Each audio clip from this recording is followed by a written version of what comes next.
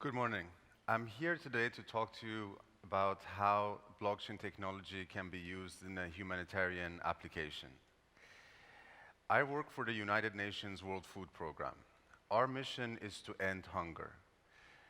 Traditionally, this has meant that we have brought food in kind, such as corn or rice, and we give it to the people who are hungry. For a few years now, we have also been doing something we call cash-based interventions or cash-based transfers. And this means that instead of giving food directly like corn or rice, we enable the people we serve to purchase their own food. And this can come in many forms. It can be prepaid bank cards, it can be mobile money, e-vouchers, or sometimes even cash. And the concept is that cash-based transfers can have certain advantages in the right situation. And among these, it improves dignity. So instead of us telling people what they should eat, they can choose their own food. It can be more cost-effective. So in the situation where the local markets are strong, instead of us bringing food from another side of the world and distributing it, we can purchase it locally. So it could be cheaper. And also, because the money goes to the local economy, it stimulates the local economy. So it has certain benefits. For WFP, at least, the cash transfers is growing quite rapidly. In 2009, we did about $10 million of transfers globally. In 2018, we did $1.7 billion. So it's growing at a rate of 78% annually for us. And we're one of many humanitarian organizations and agencies, UN agencies. And these other organizations are also seeing similar trends in cash-based transfers. Before cash-based transfers, which each one of us UN agencies or humanitarian organizations provided our assistance in kind. So we gave food, someone else gave shelter, someone else provided education or health. The mandates were quite clear. It was clear what each organization is doing. As we're moving more towards cash transfers, our assistance is becoming very similar. We're providing similar kind of assistance to the same kind of people, essentially. So let's say the mandate lines are becoming a bit more blurry. In order to provide cash transfers, we usually enlist the services of financial service providers, such as banks or mobile money companies. However, what ends up happening is that the systems are quite fragmented. So WFP will have its own system for beneficiary management. They will be distributing cash, and they will contract one bank to provide this cash to the people we serve. The next agency will do the same with a different bank, and so on and so forth. So in Jordan, one of the places that we operate for the Syrian refugees, and where I have also worked for a bit, there is 45 organizations assisting the same people in the refugee camps. However, the assistance is not well coordinated, especially in the area of cash, so it ends up being quite siloed. If we are assisting the same way to the same people, the need for coordination and collaboration is heightened, but there is no really good models on how to do this until now. One of the issues is technical. If everyone uses the same system, it's easy to have transparency and visibility and interoperability, but it's difficult to have one system that meets every purpose. If you want to connect the multiple systems together one-to-one, it becomes a different challenge, because to connect 4 systems, you need 6 connections. If to connect 10 systems, you need 45 connections. And it grows exponentially. And each one of these are custom connections with their own standards, and it just becomes difficult. So one of the ways that blockchain can help this is that if every person we served had an identity, they had an address on the blockchain, all of the different organizations could channel their assistance to this address on the blockchain. An analogy here would be like an email address. If you have an email address, everyone can send you an email, but only you can send emails from your email address. So the different organizations each have their own address, and they can channel their entitlements towards the identity of the person we're serving on the blockchain. So just in a rough way, it could kind of almost look like this if you think about the inbox. You could see that WFP for food is providing $50 worth of food to this person. UNHCR in charge of refugees cash, WHO in charge of health, vaccination, UNICEF in charge of children education. So, excuse me, for the first time you create this visibility of who's providing assistance to whom. And this can be very useful because with this, imagine you're a new actor, you're a new donor, you come into a refugee crisis and you want to help people. And this way you can look at the blockchain and you can see, okay, these people are already being assisted in this way, and if I have some money, maybe I can target it in other areas, maybe sanitation that nobody else is doing. Also, some people might be more capable of enrolling themselves in more programs, and some of the most vulnerable people, maybe the less educated, the elderly, might not even know different programs exist. So some people will enroll themselves and start receiving assistance from many organizations, and some who might even need it more but don't know about it don't. So again, by creating this visibility, you can get a sort of a optimization and harmonization so we can stretch the limited resources to go even further. By doing that, we can also combine our network. So each one of us humanitarians usually has a network. As WFP, we have a food network. WHO, the health organization, might have a hospital and health network. UNICEF might have a school network. So we put the beneficiary at the center of everything that we do. We channel our entitlements there, we get visibility, and from that location on the blockchain, we can create linkages to multiple outlets. So in this way, the convenience and choice available to the people we serve is increased. In Jordan, currently, sometimes beneficiaries are working around with 4 or 5 bank cards. $10 in this one, $5 in this one, and this ATM here and that ATM there. Here you could combine it, and also by connecting once to the blockchain, each organization can be connected to each other. So it solves that technical challenge of creating multiple different connections across different organizations. Another way we can use blockchain, so far we kind of talked about the assistance delivery and coordination of that, but another big challenge is the ID challenge. More than 1 billion people around the globe lack any form of formal identity, and without it, they can't participate really in society. They can't vote, they can't maybe open a bank account, they can't get a loan, they might not be able to get education. And also they're more vulnerable to, for example, trafficking and other types of difficult situations. And the pieces of information that we do hold, especially in a humanitarian context, is also often very fragmented. So again, as the World Food Programme, we might have a nutritional profile, WHO might have a health profile, UNICEF might have some documentation, but each one of us hold a different piece of the puzzle. And especially in refugee crisis, this is very difficult because refugees often arrive in a new country without any formal documentation. They spend a lot of time and effort re-establishing themselves, proving who they are, accumulating these credentials. In Jordan, I think about 60% of the population is under 18 in the refugee camps. 20% have been born in the camp. So people establish lives. The average refugee spends 15 years being a refugee. And all of, you have a life, you get married, you have work. And then if you go to a third country, so let's say if the Syrian refugee goes to Germany or if they go back to Syria, often this information stays behind in fragmented format across the different organizations that hold the information. And they have to kind of restart from scratch when they're back home or in the third country.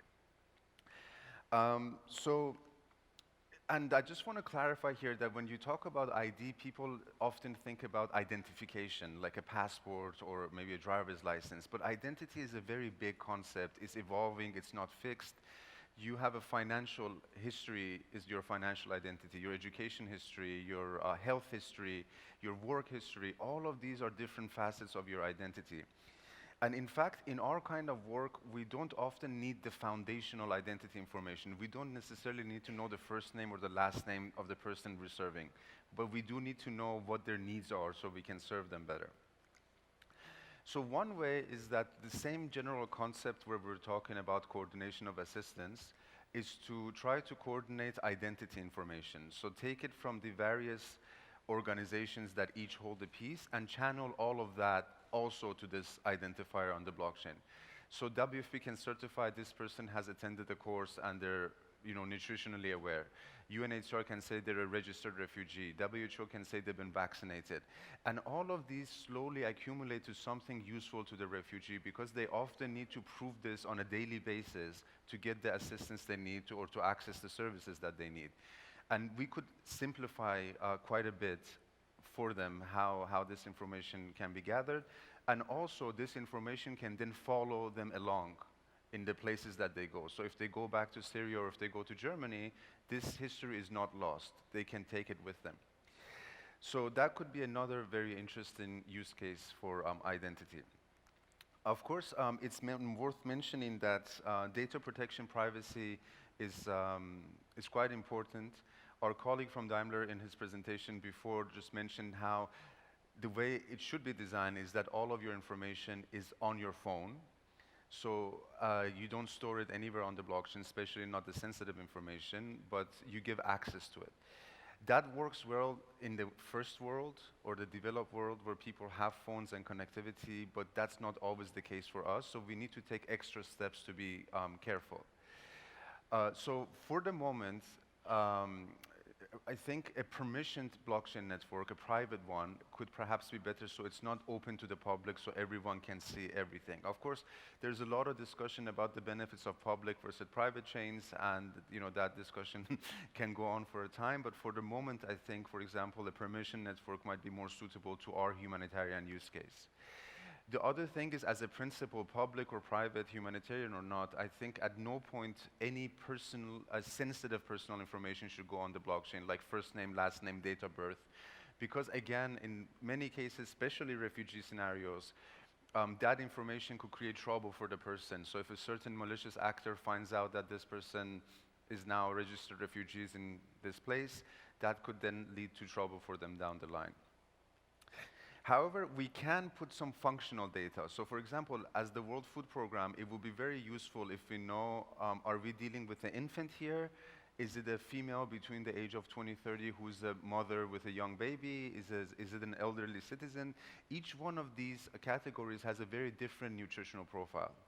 But sometimes because of the data privacy and protection concerns, we even as WFP don't get that information. We just say, provide food for 5 people. We have no idea anything about these 5 people. So by putting some sort of functional information, again, so a female between 20, 30, nursing mother, this could be very useful to target our operations and help others also target their operations. And the other thing is that even though we don't put any personal information, we do need to have a common identifier. So if we're going to coordinate, we need to somehow know we're talking about the same person. So for example, the way that works in Jordan is that UNHCR, which is the UN agency in charge of the assisting refugees, assigns random identifiers to the persons that we all serve, meaning that it's a code, it's a number, you can't really make what's behind it. So this would be a good way to sort of coordinate our assistance, but I think even better is that instead of storing that number in plain text, it's better to hash it and put it on the blockchain. So people who already have the identity can calculate the hash and then see if this person is and find their account on the blockchain. But just by looking at the blockchain, you cannot even receive this random identifier as an extra level of privacy and security. So that's essentially on the ID data protection. Another point I think is relevant, we're all familiar with cryptocurrencies. Blockchain was born with cryptocurrencies, and they have some theoretical benefits. So currently, the way we're using blockchain, and I'll explain that in a moment, we're using it mainly for accounting purposes. So we create blockchain accounts for our refugees, we transfer entitlements to them, they conduct transactions, we authorize transactions, and based on the blockchain records, then we pay the shops where they conducted their purchases. If we could use a cryptocurrency like Bitcoin, so we would just then transfer the Bitcoin to their account, they would spend it, and that would be the end of it. The transaction would also be the settlement, so we wouldn't have to do this extra layer. Financial inclusion is a really important part. Many of the people that we serve are unbankable in the sense that they're vulnerable and they're not profitable for the private sector to target them. So this way, the blockchain account would also become the bank account, and that would be a massive step towards financial inclusion. And also, in terms of donations and everything else, there will be full visibility of where the money came from, where it went, and it was accounted for properly. The current issues, real issues with cryptocurrencies like Bitcoin in our context, one is the volatility. If we give someone, a refugee, $5 worth of something today, it should be more or less worth 5 tomorrow. With crypto, it could be worth 10, which is great, but it could also be worth 2, which is not acceptable. So that's one problem. Legality is another problem that, cryptocurrencies are not always legal. They're also rarely explicitly illegal, but they often fall in this gray area, which in our world doesn't work really well. But most important of all, they're not widely accepted. If we give a Syrian refugee a Bitcoin in the middle of the desert in Jordan and he or she can spend it, there's not a whole lot of point to that, right? But I do think there's a lot of hope for this to change. We've heard of stable coins where solve the volatility problem and in some jurisdictions solve the legality problem. They might one day also solve the acceptability problem.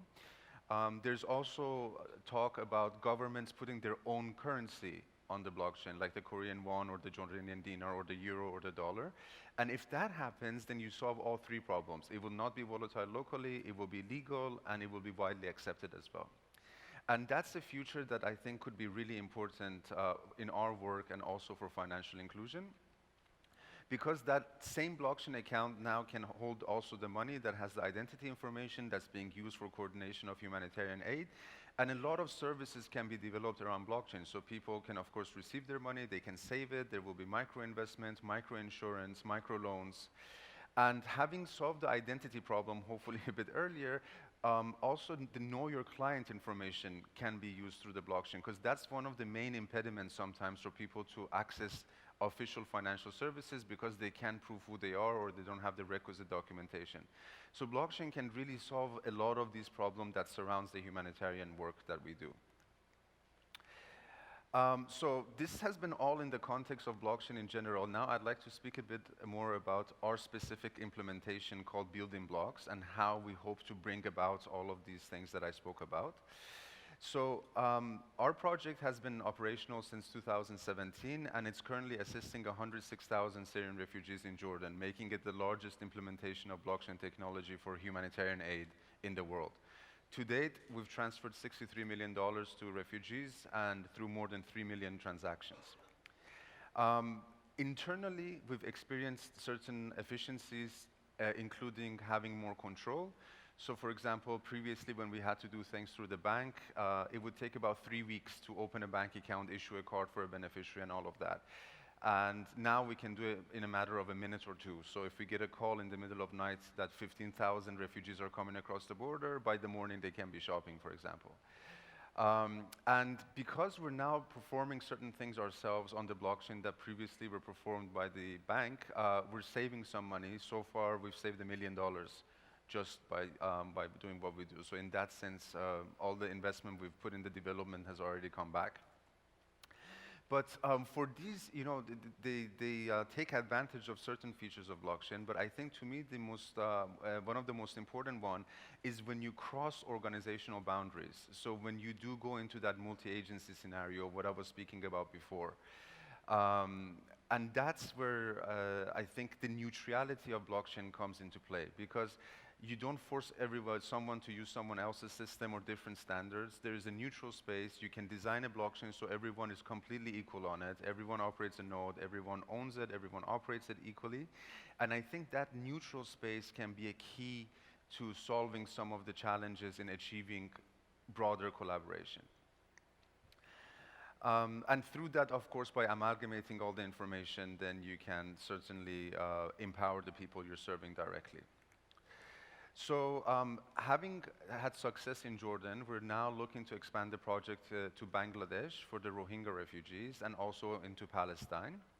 And we are also cautiously looking at applications of identity.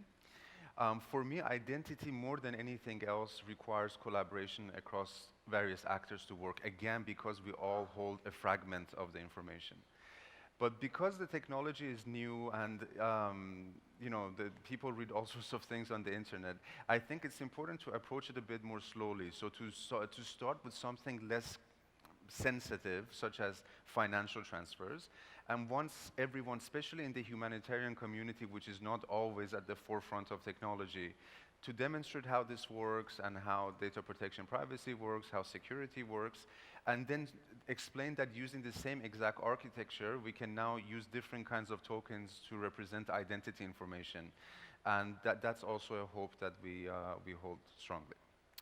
So some of the challenges we faced, at least in our world, one is misperceptions about blockchain. So you talk about blockchain, people look up online blockchain, they read about Bitcoin, they read about the darknet, and they say, why do we have to use this in the humanitarian context? So one of our challenges was that, and in fact, the very first thing we did, a proof of concept, I'll show a photo of it later, was to demonstrate the difference between cryptocurrency and blockchain as a technology layer. The other one, I think it's applicable everywhere, is just resistance to change, blockchain or not. So if you want to introduce something new, you have to overcome that. There is a bit of legacy thinking. There's been a lot of investments in traditional systems. And so if you can show, or if you do show something new works better, faster, and it's cheaper because most of it is open source, people think about, okay, but we've invested already so much in this, we shouldn't adapt that. Whereas really, that's in finance, you call that throwing good money after bad money. If it makes sense, you just do it. And that's the end of the story. And this is one of the points I alluded to earlier, is that the technology has been so far developed presumably in the first world and used mainly in the first world, where we take certain things for granted, that everyone has a smartphone and connectivity. In our world, neither of that is true.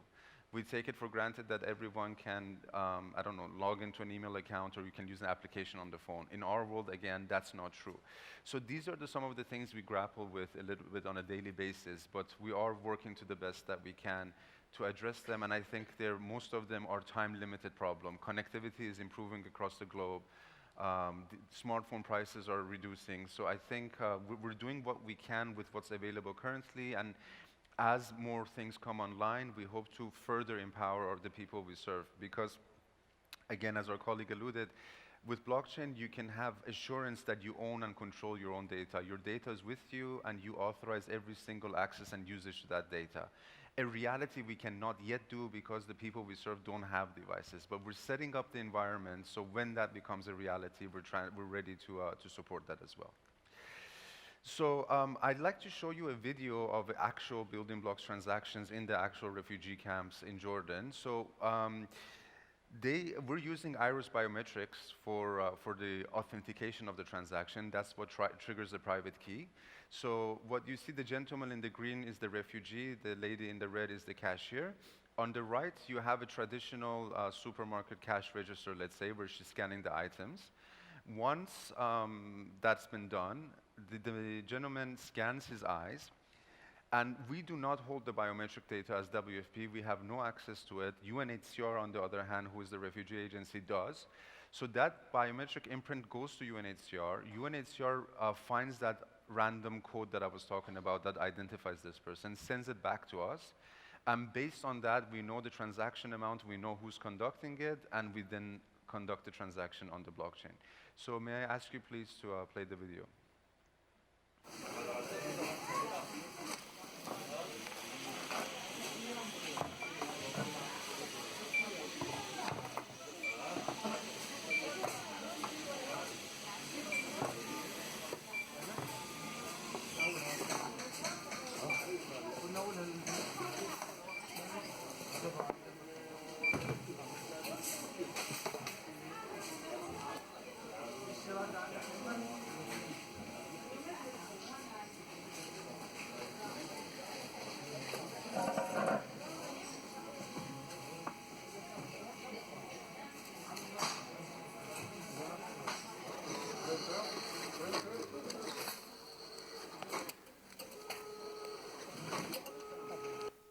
So one of the advantages of this system is that the refugees don't need to carry bank cards, they don't need to remember passwords.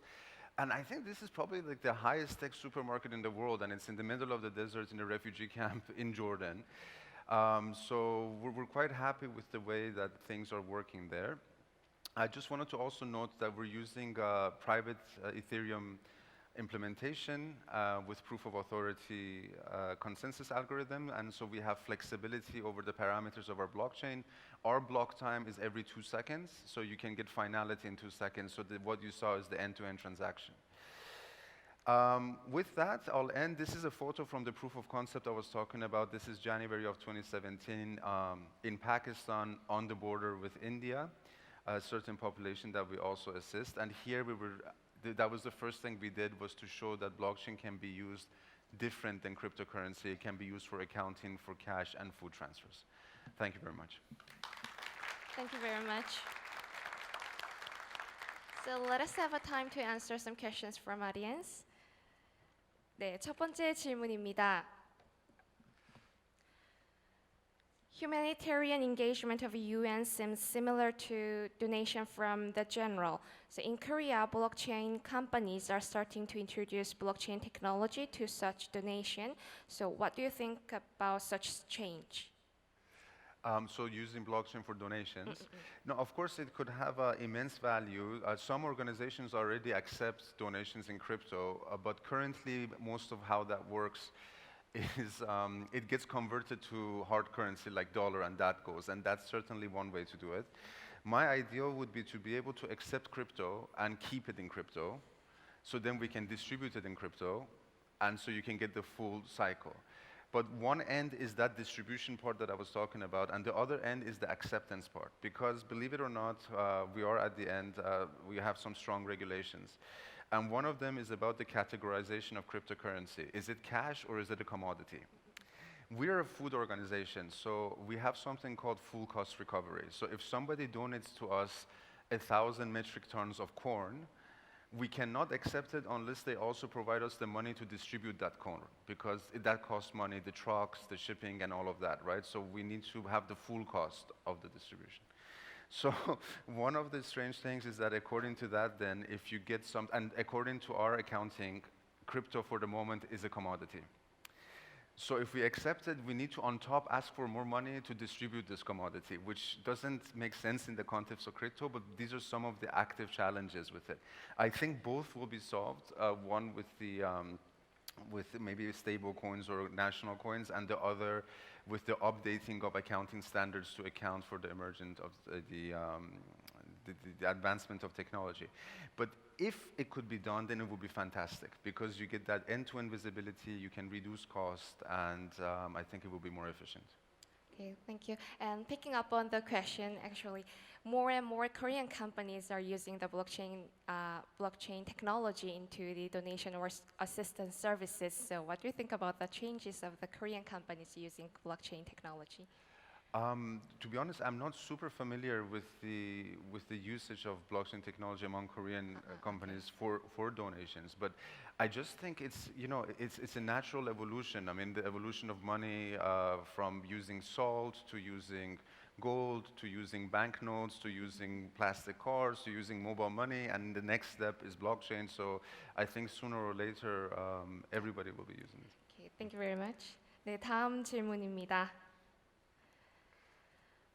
Donation using blockchain is getting prevailed, but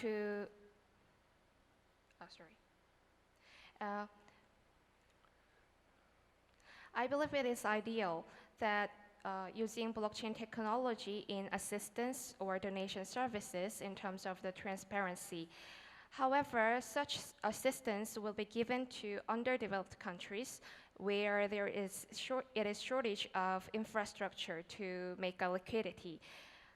And still, when you see the even developed countries, there are shortage of the infrastructure. So what do you think about the infrastructure in underdeveloped countries? And do you have any plan to improve the infrastructure underdeveloped countries?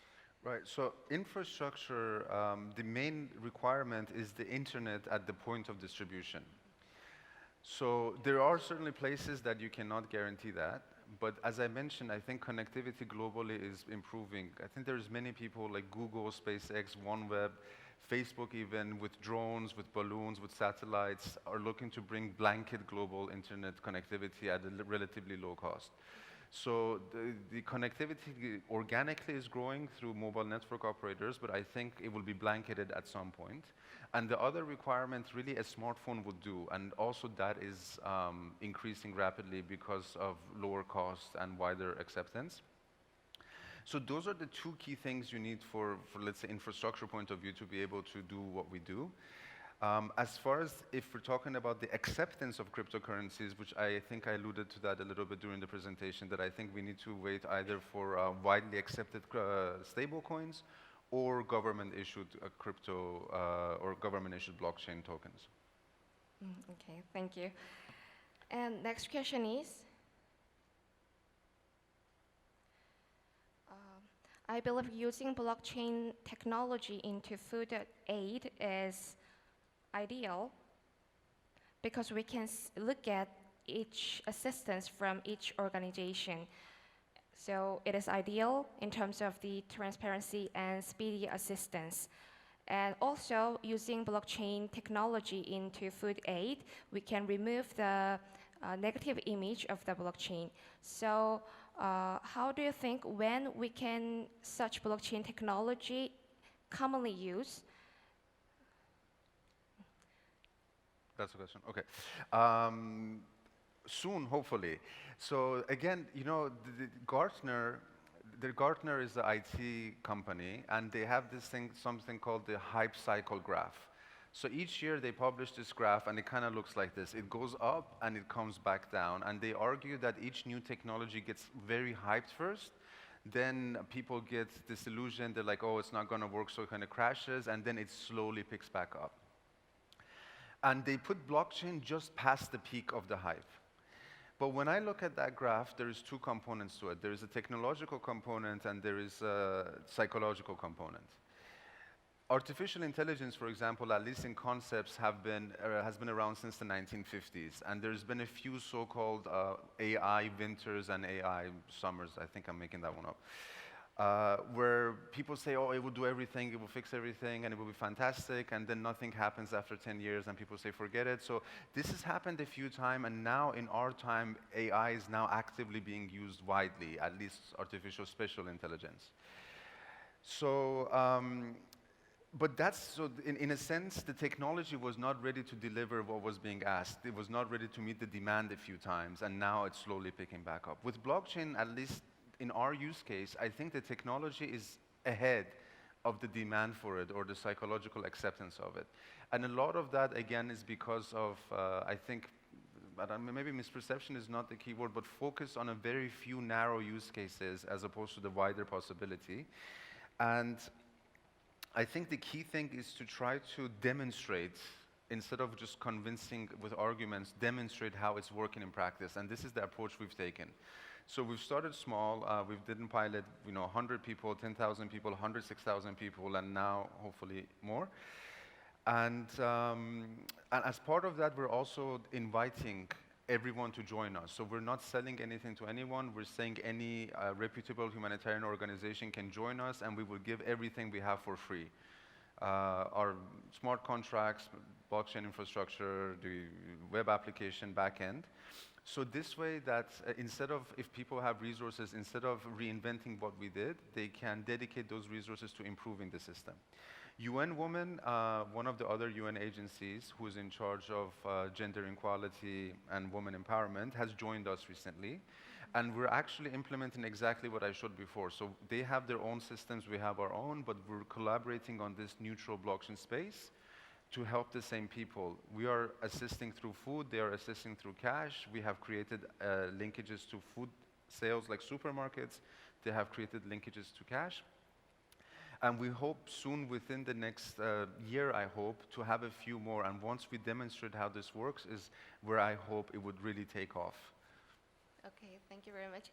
And actually, picking up on the questioner delivered the appreciation to WFP by using blockchain technology into food aid. So thank you very much. And next question is, for your future project, do you have any plan to expand your partnership with other UN organizations to improve efficiency of ID verification service? Yeah, great question. It builds directly on the last one. So again, for ID, collaboration is a must. We only have each one piece, and we need to have buy-in from many people, not only UN, but hopefully even government agencies or whoever else holds ID information. And again, ID has a very wide definition, so we need all the components. But also, rightfully so, we need to be careful about it because, it's sensitive information. It can be misused, sometimes even more than money. So, as I mentioned, we're offering full collaboration to reputable humanitarian organizations, UN agencies, and I hope by demonstrating how something simpler like cash transfers can work, we can build on the exact same infrastructure to then start amalgamating ID information. There's no reason you cannot do it in parallel, but I think that psychological component is what we need to overcome, to show it's safe, to show it works, to gain the trust that's needed, and then build on that to move towards identity. Okay, thank you for answer. The next question is, do you have an independent blockchain developer group in WFP, or do you work with other organizations to apply those emerging technology? We do not have dedicated resources within WFP. We work with two companies mainly.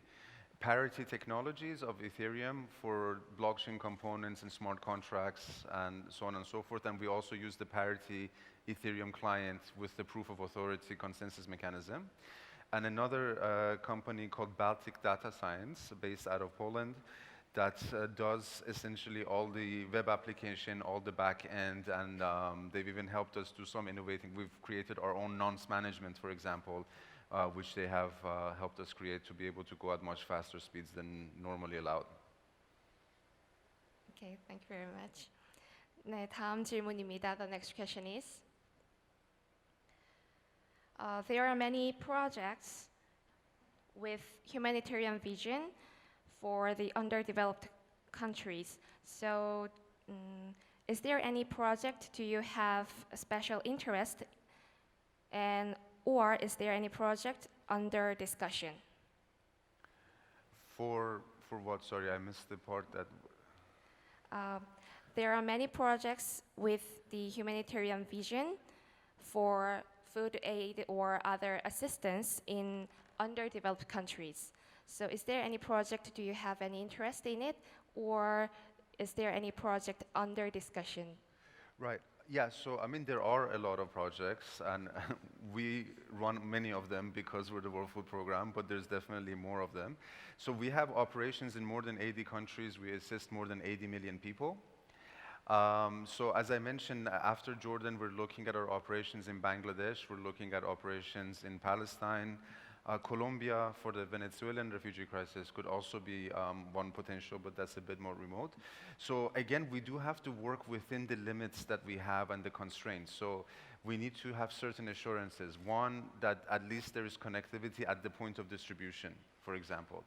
Two, that the operational context meets the requirements, right? So for example, if it's a very dispersed population that does very few local purchases, it's more difficult than managed than if it's a very concentrated population that does much more rapid, for example.